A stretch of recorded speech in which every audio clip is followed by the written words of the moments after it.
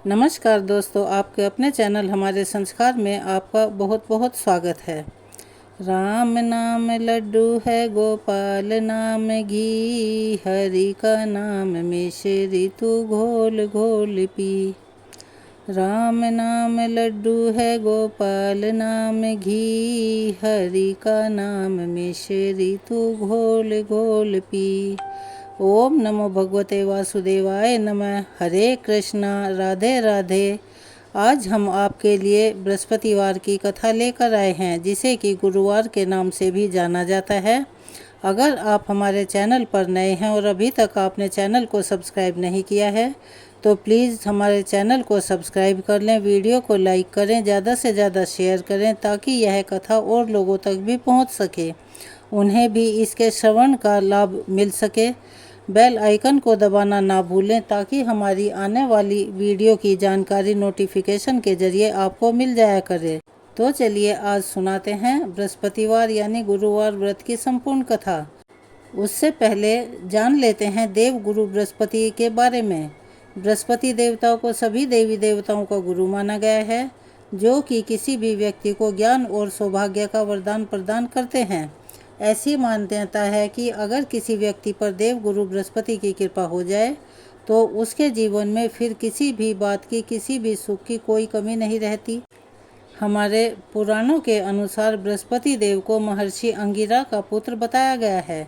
ऐसा माना जाता है कि जब महर्षि अंगिरा की पत्नी को बहुत समय तक कोई संतान नहीं हुई, तब उन्होंने भगवान ब्रह्मा जी से प्रार्थना की। तब ब्रह्मा जी ने उन्हें एक व्रत बतलाया जो पुंसुवन व्रत कहा जाता है। इसके बाद महर्षि अंगिरा की पत्नी ने इस व्रत की पूरी जानकारी श्री सनत कुमारों से लेकर अपना पुंसुवन व्रत पूर्ण किया, जिसके पुण्य प्रताप से उन्हें एक बहुत ही तेजस्वी संतान की प्राप्ति हुई। उन्हें ही बृहस्पति के नाम से जाना जाता है। नव ग्रहों के श्रेष्ठ बृहस्पति मात्र एक ग्रह नहीं हैं, वरन देवताओं के भी गुरु हैं। ब्रह्मा जी के मानस पुत्र महर्षि अंगिरा के 3 पुत्र हुए, बृहस्पति, उतथ्य और समर्थ। इनमें बृहस्पति सबसे ज्येष्ठ अर्थात बड़े हैं। बृहस्पति अत्यंत सत्व गुणों से युक्त, वाणी, बुद्धि और ज्ञान के अधिष्ठाता तथा महान परोपकारी हैं। बृहस्पति देव अपने एक रूप से देव पुरोहित के रूप में इंद्र सभा, ब्रह्म सभा में विराजमान रहते हैं और दूसरे रूप से ग्रह के रूप में प्रतिष्ठित होकर नक्षत्र मंडल में विराजमान रहते हैं। बृहस्पति देवता के देवताओं के गुरु बनने के पीछे एक अत्यंत सुंदर कथा स्कंद पुराण में वर्णित है, जिसके अनुसार एक समय देवगुरु बृहस्पति ने काशी में शिवलिंग की स्थापना कर घोर तपस्या की। तपस्या करते हुए 10,000 वर्ष बीत गए। तब महादेव उस शिवलिंग से प्रकट हुए और बृहस्पति जी से कहने लगे, मैं तुम्हारी तपस्या से अत्यंत प्रसन्न हूँ, अपना अभीष्ट वर मांगो। अपने सामने उन अत्यंत प्रकाशमान तेजोमय शिव को देखकर बृहस्पति उनकी स्तुति करने लगे कि हे जगन्नाथ, आप त्रिगुणातीत, जरा मरण से रहित, त्रिजगन्मयी, भक्तों का उद्धार करने वाले और शरणागत वत्सल हैं। आपके दर्शनों से ही मैं कृतकृत्य हो गया हूँ, मेरी समस्त कामनाएं पूरी हो गई हैं, अतः अब कुछ भी अप्राप्त नहीं रह गया। बृहस्पति की ऐसी स्तुति सुनकर महादेव ने और भी अधिक प्रसन्न होकर उन्हें अनेकों वर दिए और कहा, हे अंगिराज, तुमने बृहत अर्थात बड़ा तप किया है, इसीलिए तुम इंद्रादि देवों के पालक तथा ग्रहों में पूज्य हो जाओगे और तुम्हारा नाम बृहस्पति होगा। महादेव ने आगे कहा, हे ग्रहाधीश और विद्वान हो, इसीलिए तुम्हारा नाम वाचस्पति भी होगा।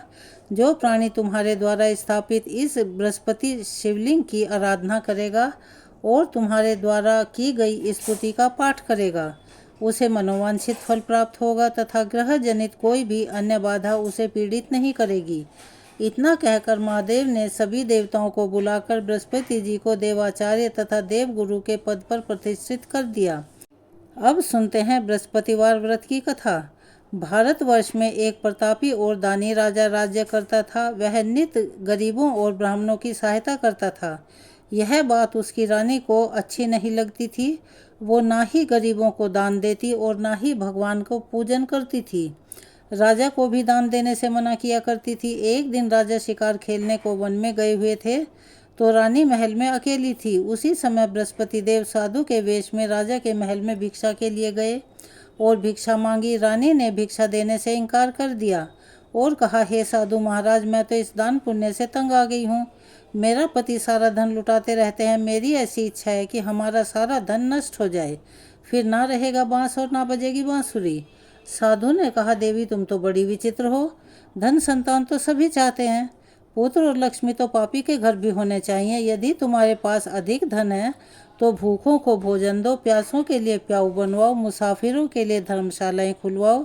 जो निर्धन अपनी कुमारी कन्याओं का विवाह करने में समर्थ नहीं है, उनका विवाह करा दो। ऐसे और कई काम हैं जिनके करने से तुम्हारा यश लोक परलोक में फैलेगा। परंतु रानी पर उस उपदेश का कोई भी प्रभाव नहीं पड़ा। कहने लगी, महाराज आप मुझे कुछ मत समझाइए, मैं ऐसा धन चाहती ही नहीं हूँ जो हर जगह बांटती फिरूं। फिर साधु ने उत्तर दिया कि यदि तुम्हारी ऐसी ही इच्छा है तो तथास्तु। तुम ऐसा करना कि बृहस्पतिवार को घर को लीपकर पीली मिट्टी से अपना सिर धोकर स्नान करना और घर में भट्टी चढ़ाकर कपड़े धोना। ऐसा करने से तुम्हारा सारा धन नष्ट हो जाएगा। इतना कहकर वह साधु महाराज वहाँ से अंतर्ध्यान हो गए। साधु के कहे अनुसार बातों को पूरा करते करते रानी को केवल 3 ही बृहस्पतिवार बीते थे कि उनकी समस्त धन संपत्ति नष्ट हो गई। अब भोजन के लिए राजा का परिवार तरसने लगा। तब एक दिन राजा ने रानी से कहा, हे रानी तुम यहीं रहो, मैं दूसरे देश में जाता हूँ, क्योंकि यहाँ पर सभी लोग मुझे अच्छे से जानते हैं, इसीलिए मैं कोई छोटा काम नहीं कर सकता। ऐसा कहकर राजा परदेश चला गया। वहाँ वह जंगल से लकड़ी काट कर लाता और शहर में बेचता। इस तरह से अपना जीवन यापन करने लगा। इधर राजा के परदेश जाते ही रानी और दासी अत्यंत दुखी रहने लगी। एक बार जब रानी और दासी को 7 दिन तक बिना भोजन के रहना पड़ा तो रानी ने अपनी दासी से कहा कि हे दासी, पास ही के नगर में मेरी बहन रहती है, वह बड़ी ही धनवान है। तू ऐसा कर, उसके पास जा और कुछ ले आ, ताकि थोड़ी बहुत तो गुजर बसर हो जाए। दासी रानी की बहन के पास गई। उस दिन गुरुवार का दिन था और रानी की बहन उस समय बृहस्पतिवार व्रत की कथा सुन रही थी। दासी ने रानी की बहन को अपनी रानी का संदेश दिया, लेकिन रानी की बहन ने कोई उत्तर नहीं दिया। तब दासी को रानी की बहन से कोई उत्तर नहीं मिला। तब वह बहुत दुखी हुई और उसे क्रोध भी आया। दासी ने वापस आकर रानी को सारी बात बता दी। सुनकर रानी ने अपने भाग्य को कोसा। उधर रानी की बड़ी बहन ने सोचा कि मेरी बहन की दासी आई थी, परंतु मैं उससे नहीं बोली, इससे वह बहुत दुखी हुई होगी। कथा सुनकर और पूजन समाप्त करके वह अपनी बहन के घर आई और कहने लगी, बहन मैं बृहस्पतिवार का व्रत कर रही थी, तुम्हारी दासी मेरे घर आई थी, परंतु जब तक कथा होती तब तक वह ना तो उठते हैं और ना ही बोलते हैं, इसीलिए मैं नहीं बोली। कहो दासी क्यों गई थी? रानी बोली, बहन तुमसे क्या छुपाऊं, हमारे घर में खाने तक को अनाज नहीं था। ऐसा कहते कहते रानी की आंखें भर आई। उसने दासी समेत पिछले 7 दिनों से भूखे रहने की बात अपनी बहन को विस्तार पूर्वक सुना दी। रानी की बहन बोली, देखो बहन, भगवान बृहस्पति देव सबकी मनोकामना पूर्ण करते हैं। देखो शायद तुम्हारे घर में अनाज रखा हो। पहले तो रानी को विश्वास नहीं हुआ, पर बहन के आग्रह करने पर उसने अपनी दासी को घर के अंदर भेजा तो उसे सचमुच अनाज से भरा हुआ एक घड़ा मिल गया। यह देखकर दासी को बड़ी ही हैरानी हुई। दासी रानी से कहने लगी कि हे रानी, जब हमको भोजन नहीं मिलता तो हम व्रत ही तो करते हैं, इसीलिए क्यों ना इनसे व्रत की कथा और विधि पूछ ली जाए ताकि हम भी व्रत कर सकें। तब रानी ने अपनी बहन से बृहस्पतिवार व्रत के बारे में पूछा। उसकी बहन ने बताया, बृहस्पतिवार के व्रत में चने की दाल और मुनक्का से भगवान विष्णु और केले की जड़ में पूजन करें, दीपक जलाएं, व्रत कथा सुने और पीला भोजन ही करें, इससे बृहस्पति देव प्रसन्न होते हैं। व्रत और पूजन विधि बताकर रानी की बहन अपने घर लौट गई। 7 दिन बाद जब गुरुवार आया तो रानी और दासी ने व्रत रखा। घुड़साल से जाकर चना और गुड़ लेकर आई, फिर उससे केले की जड़ तथा विष्णु भगवान का पूजन किया। अब पीला भोजन कहाँ से आए? इस बात को लेकर दोनों बहुत दुखी थे, क्योंकि उन्होंने व्रत रखा था, इसीलिए बृहस्पति देव उनसे प्रसन्न थे। इसीलिए एक साधारण व्यक्ति का रूप धारण कर 2 थाली में पीला भोजन दासी को दे गए। भोजन पाकर दासी प्रसन्न हुई और फिर रानी के साथ मिलकर भोजन ग्रहण किया। उसके बाद वे सभी गुरुवार को व्रत और पूजन करने लगी। बृहस्पति भगवान की कृपा से उनके पास फिर से धन संपत्ति आ गई, परंतु रानी फिर से पहले की तरह ही आलस्य करने लगी। तब दासी बोली, देखो रानी, तुमने पहले भी इसी प्रकार आलस करती थी और तुम्हें धन रखने में कष्ट होता था, इस कारण सभी धन नष्ट हो गया। और अब जब भगवान बृहस्पति की कृपा से धन मिला है तो तुमने फिर से आलस्य होता है। रानी को समझाते हुए दासी कहती है कि बड़ी मुसीबतों के बाद हमने यह धन पाया है, इसीलिए हमें दान पुण्य करना चाहिए, भूखे मनुष्यों को भोजन कराना चाहिए और धन को शुभ कार्यों में खर्च करना चाहिए, जिससे तुम्हारे कुल का यश बढ़ेगा, स्वर्ग की प्राप्ति होगी और पितृ प्रसन्न होंगे।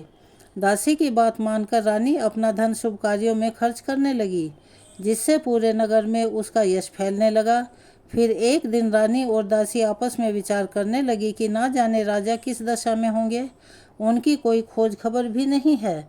उन्होंने श्रद्धापूर्वक बृहस्पति भगवान से प्रार्थना की कि राजा जहाँ भी कहीं हो शीघ्र ही वापस आ जाएं।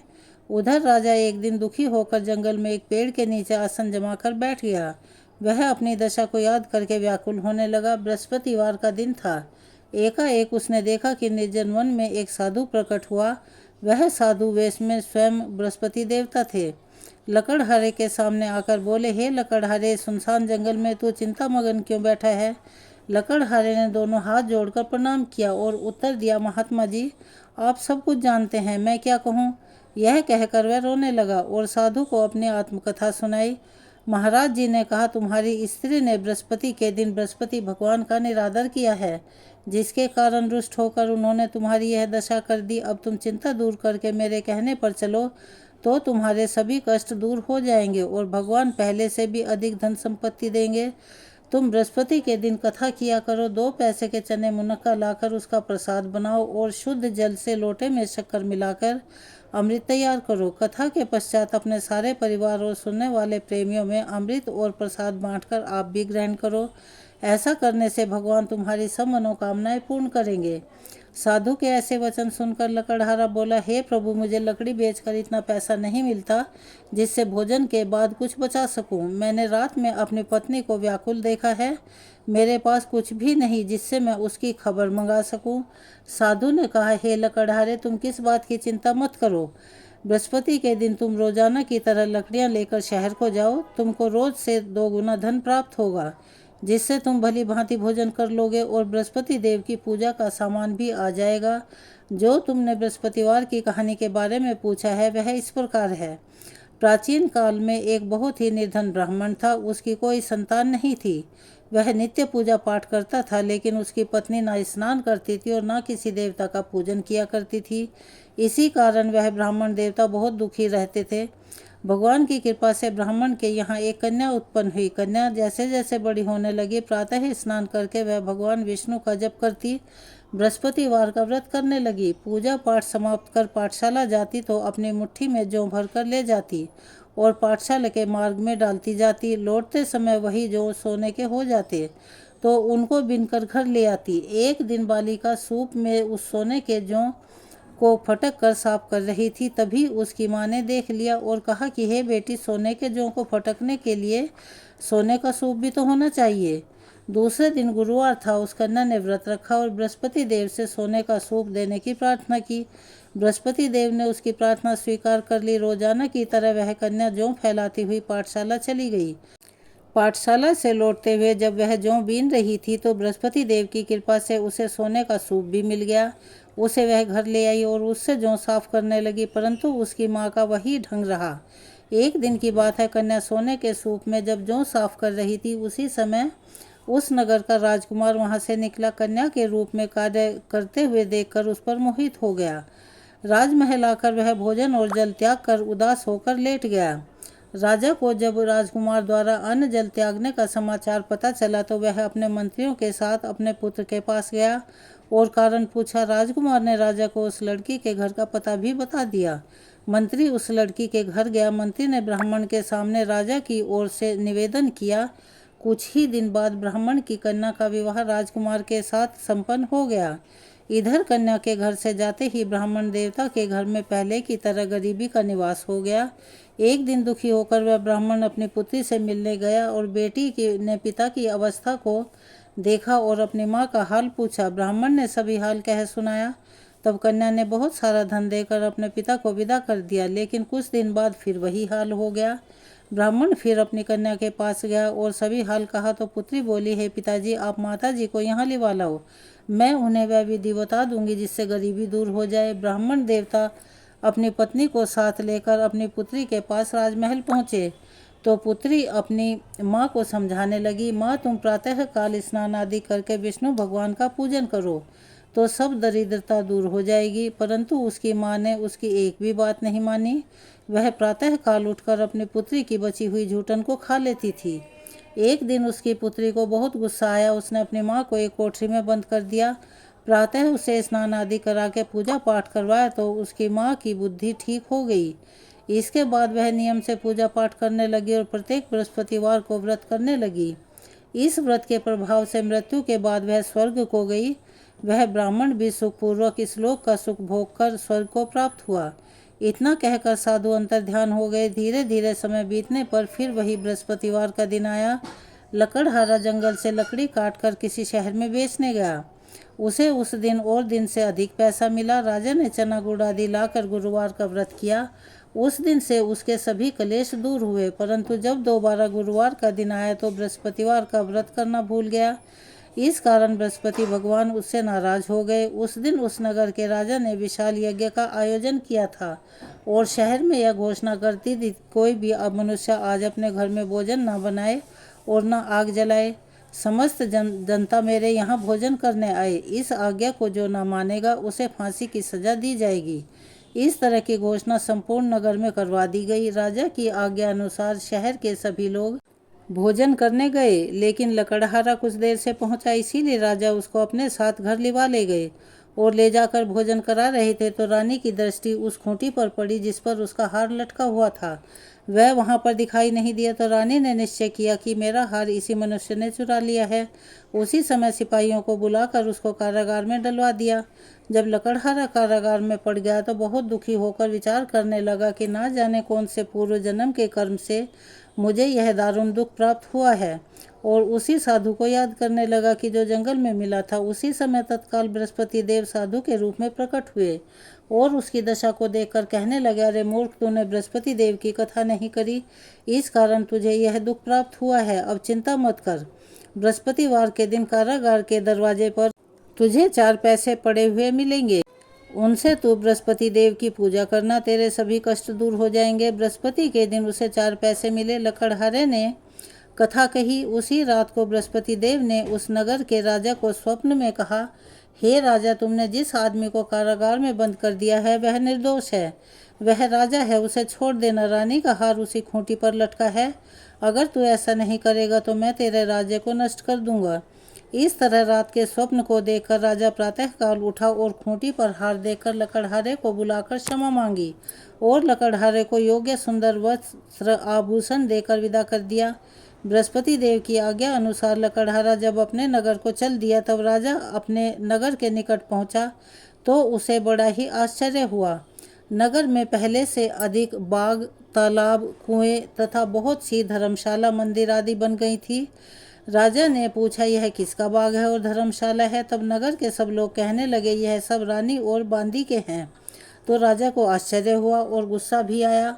जब रानी ने ये खबर सुनी कि राजा आ रहे हैं तो उन्होंने बांदी से कहा, हे दासी, देख, राजा हमको कितनी बुरी हालत में छोड़ गए थे।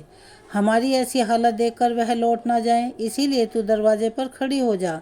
आज्ञा अनुसार दासी दरवाजे पर खड़ी हो गई। राजा आए तो उन्होंने अपने साथ लिवा लाई। तब राजा ने क्रोध करके अपनी रानी से पूछा कि यह धन तुम्हें कैसे प्राप्त हुआ? तब उन्होंने कहा, हमें यह सब धन बृहस्पति देव के इस व्रत के प्रभाव से प्राप्त हुआ है। अब राजा ने निश्चय किया कि 7 रोज बाद तो सभी बृहस्पति देव का पूजन करते हैं, परंतु मैं प्रतिदिन दिन में 3 बार कहानी और रोज व्रत किया करूँगा। अब हर समय राजा के दुपट्टे में चने की दाल बंधी रहती और दिन में 3 बार कहानी कहता। एक रोज राजा ने विचार किया कि चलो अपनी बहन के यहाँ हो आएं। इस तरह निश्चय कर राजा घोड़े पर सवार होकर अपनी बहन के यहाँ को चलने लगा। मार्ग में उसने देखा कि कुछ आदमी एक मुर्दे को लिए जा रहे थे। उन्हें रोककर राजा कहने लगा, अरे भाइयों, मेरे बृहस्पति देव की कथा सुन लो। वे बोले, लो, हमारा तो आदमी मर गया है, इसको अपनी कथा की पड़ी है। परंतु कुछ आदमी बोले, अच्छा कहो, हम तुम्हारी कथा भी सुनेंगे। राजा ने दाल निकाल ली और जब कथा आधी हुई थी कि मुर्दा हिलने लग गया और जब कथा समाप्त हो गई तो वह राम राम करके मनुष्य उठकर खड़ा हो गया। आगे मार्ग में उसे किसान खेत में हल चलाता हुआ मिला। तब राजा ने उसे देखा तो उससे बोले, अरे भैया, तुम मेरी बृहस्पतिवार की कथा सुन लो। किसान बोला, जब तक मैं तेरी कथा सुनूंगा तब तक तो 4 हरैया जोत लूंगा। जा, अपनी कथा किसी और को सुनाना। इस तरह राजा आगे चलने लगा। राजा के हटते ही बैल पछाड़ खाकर गिर गए और उस किसान के पेट में बड़ी जोर से दर्द होने लगा। उसी समय उसकी माँ रोटी लेकर आई। जब उसने यह देखा तो अपने पुत्र से सब हाल पूछा। बेटे ने सभी हाल कह दिया तो बुढ़िया दौड़ी दौड़ी उस घुड़सवार के पास आई और बोली कि मैं तेरी कथा सुनूंगी, तू अपनी कथा मेरे खेत पर चलकर ही कहना। राजा ने बुढ़िया के खेत पर जाकर कथा कही, जिसके सुनते ही बैल उठ खड़े हुए और किसान के पेट का दर्द भी बंद हो गया। राजा अपनी बहन के घर पहुंचा तो बहन ने भाई की खूब मेहमान नवाजी की। दूसरे रोज प्रातः काल राजा जगा तो वह देखने लगा कि सब लोग भोजन कर रहे हैं। राजा ने अपनी बहन से कहा, ऐसा कोई मनुष्य है जिसने भोजन न किया हो? मेरी बृहस्पतिवार की कथा सुन ले। बहन बोली, भैया, यह देश ऐसा ही है, पहले यहाँ लोग भोजन करते हैं, बाद में वो दूसरे काम करते हैं। अगर कोई पड़ोस में हो तो देखाऊं। वह ऐसा कहकर देखने चली गई, परंतु उसे ऐसा कोई व्यक्ति नहीं मिला जिसने भोजन न किया हो।